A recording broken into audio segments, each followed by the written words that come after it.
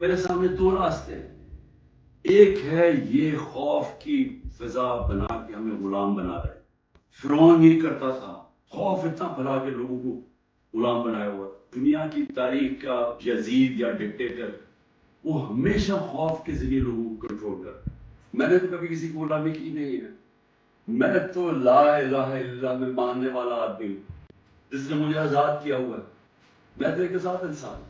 میں آج اپنی قوم کو یہ کہنا چاہتا ہوں کہ دیکھیں اللہ نے جب آپ کو آقا محمد مصطفیٰ محمد صلی اللہ علیہ وسلم کی امتی، جب انہوں نے آپ کو لا الہ الا اللہ کا کلمہ پڑھایا تھا تو انہوں نے آپ کو آزاد کیا تھا.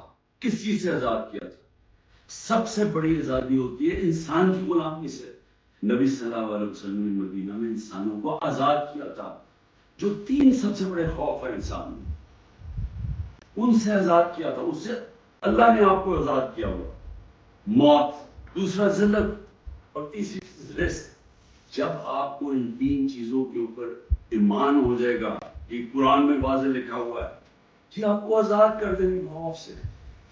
یہ ہے وہ بات.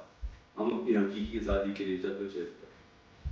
کبھی آپ نے اس سے پیچھے نہیں ہٹنا.